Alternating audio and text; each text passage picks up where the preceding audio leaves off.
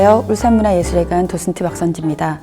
울산문화예술회관에서는 초청기획 전시로 한국화 100년 특별전을 오프라인과 병행하여 온라인 전시로도 시민 여러분들에게 선보이게 되었습니다. 고이동, 병관식, 허백년, 박생광, 청경자, 사석원 등 현존하는 작가뿐만 아니라 작고 작가까지 총 55명의 한국화 작품 60점이 전시되며 사진, 친필 편지, 화집 등 당시의 생생한 자료들을 함께 감상할 수 있습니다. 이번 전시는 한국화의 전통, 한국화의 개화, 한국화의 확장, 아카이브까지 4개의 테마로 구성하였고 한국화 100년의 역사를 살펴볼 수 있는 특별한 전시입니다. 그럼 작품 앞으로 이동하셔서 감상하도록 하겠습니다.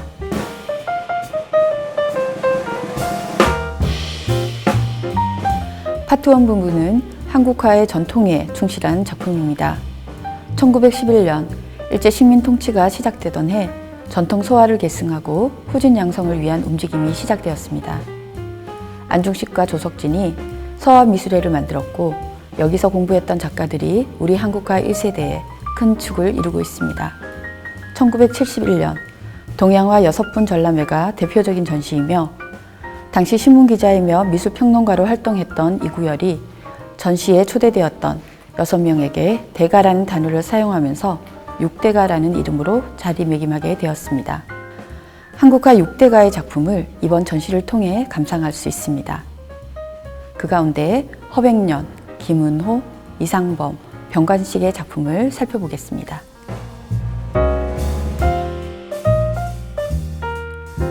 가장 먼저 6대가 가운데 한 명인 허백년의 송악도 작품을 보겠습니다.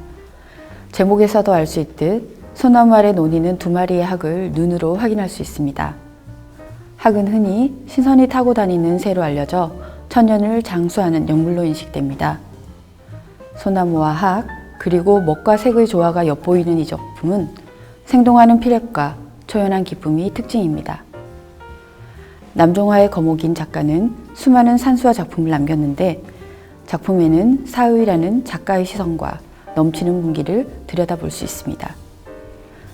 전통 산수화는 시대 변화에 따라 설경, 생활 주변의 풍경으로 확대되어 그려졌습니다.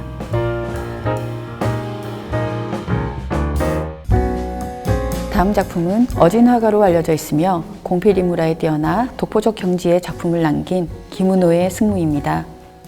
승무는 우리나라의 대표적인 민속무용의 하나로 머리에는 흰곶가를 쓰고 어깨에는 붉은 가사를 입으며 내면적인 멋을 자아내는 춤입니다.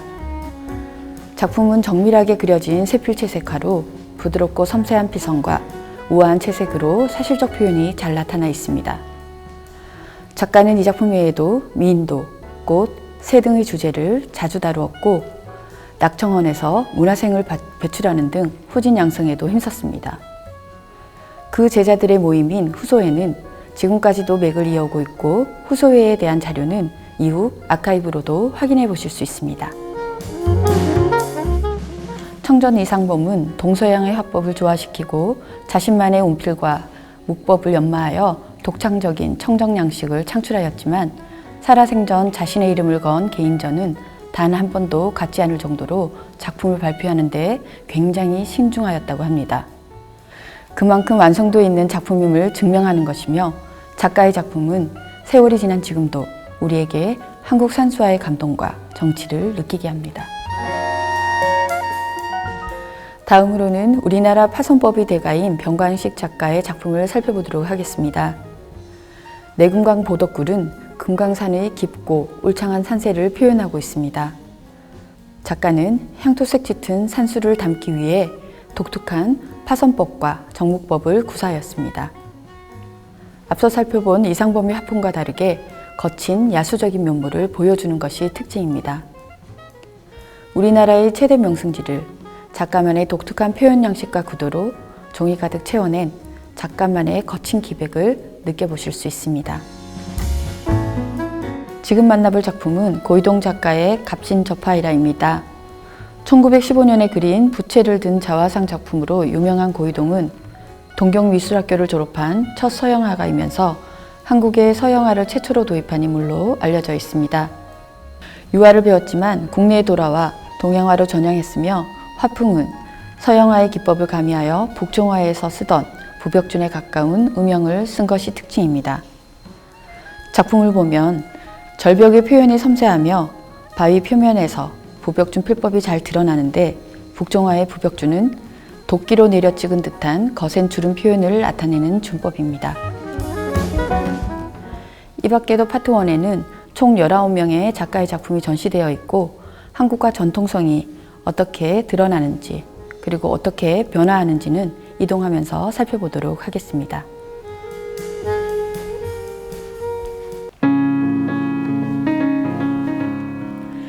파트 2 한국화의 개화에서는 전통적인 산수화에서 벗어나 채색에 대한 관심과 연구로 우리 고유의 전통색과 단청, 불화, 민화 속에서 색의 아름다움을 찾고 작가만의 독창적인 작품 세계를 개척하고자 했습니다. 가장 먼저 보실 작품은 절제된 색채와 간결한 선묘를 보여주는 박노수의 상거입니다. 이 작품은 채색과 수묵을 융합시킴으로써 전통 속에서 현대성을 구현해내고 있습니다.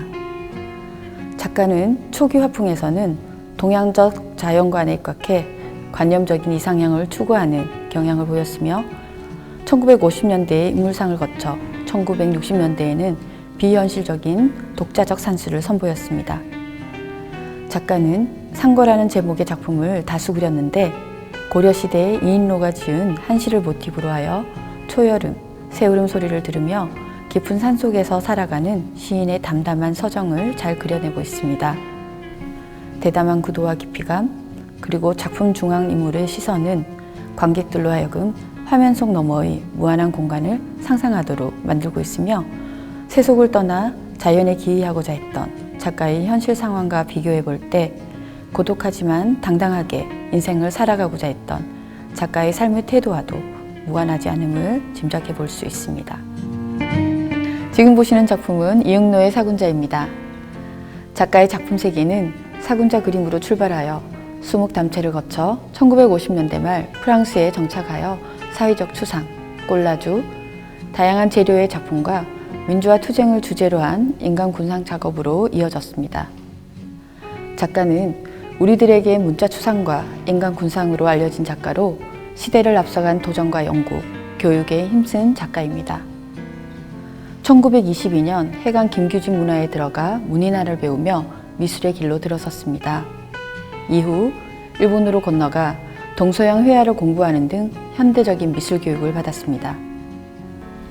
귀국 후 이응노의 화풍은 전통적인 문인화에서 벗어나 사물을 사실주의적 시각에서 함구한 현실적 풍경화가 주를 이루었고 동시에 구상에서 벗어난 반추상, 추상 작품을 실험하기 시작하였으며 1980년을 기점으로 1989년 작고하기 전까지 제작된 군상연작은 작가의 인생관과 예술관이 집약적으로 담겨져 있는 이응노 예술의 절정이라고 할 수 있습니다.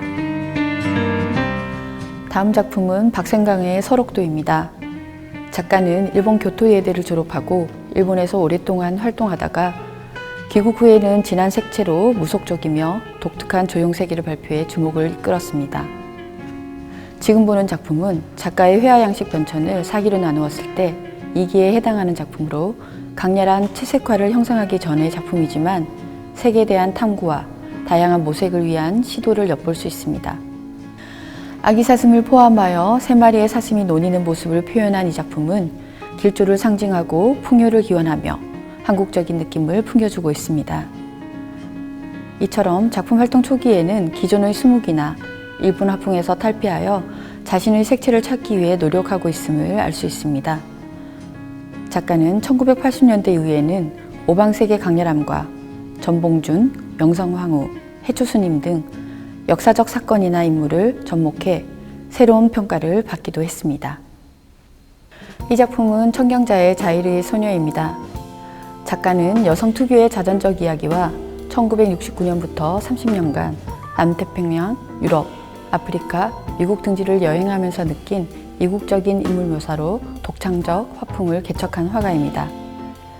이 작품은 자이르를 여행하면서 만난 인물을 사실적으로 묘사한 것으로 아프리카 특유의 느낌이 잘 드러나고 있습니다. 작가의 작품에는 인물화가 많은데 특히 여성으로 일관되는 여성 시리즈 인물화는 크게 두 가지 형태로 나눌 수 있습니다.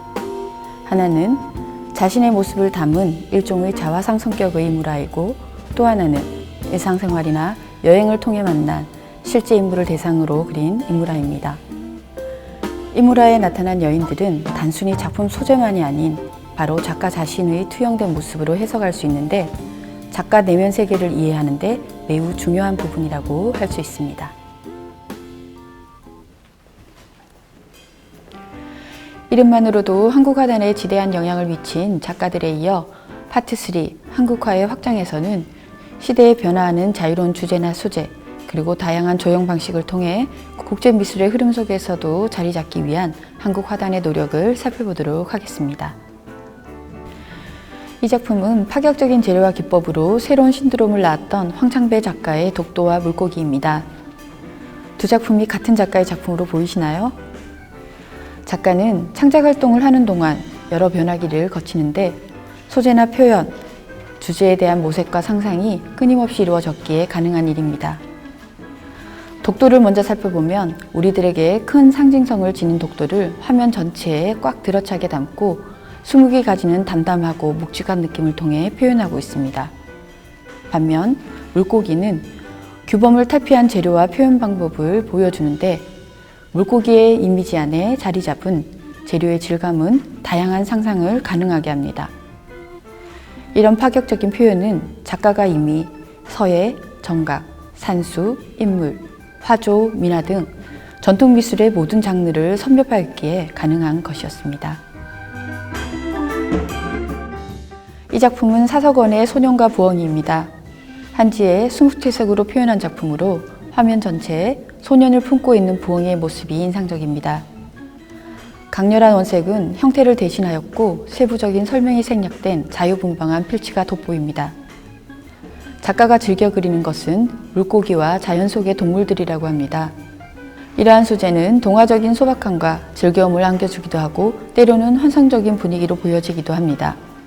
우리들에게는 본질을 꿰뚫는 직관의 눈을 가진 작가로 알려져 있는데, 프랑스 국립 파리 제8대학교에서 석사과정을 수학하였고 이후 한국에서 국내외 단체전에 참가하는 등 활발한 활동을 보여주고 있는 작가입니다.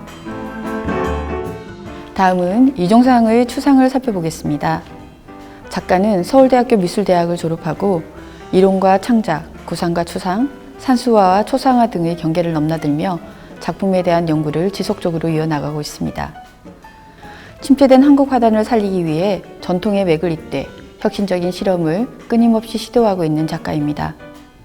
추상 작품도 먹과 색으로 전통적인 재료를 사용하지만 대상의 형태를 없애는 과감한 표현법으로 작가의 독창적인 면을 보여주고 있습니다.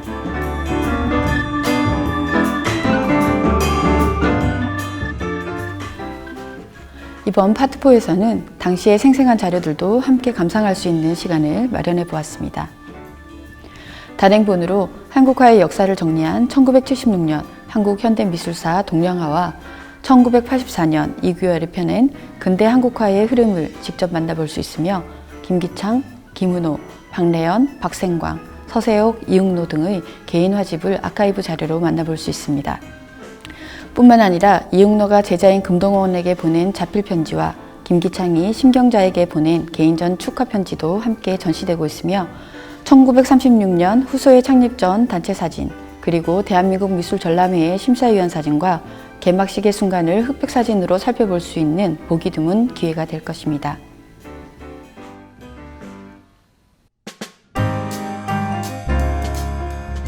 (60점의) 한국화 작품과 (100점의) 아카이브 자료를 함께 살펴볼 수 있는 이번 전시는 온라인 전시로 그치는 것이 아니라 실제 전시장에서도 만나보실 수 있습니다. 시민 여러분들의 많은 관심 부탁드리며 지금까지 함께 해주셔서 감사합니다.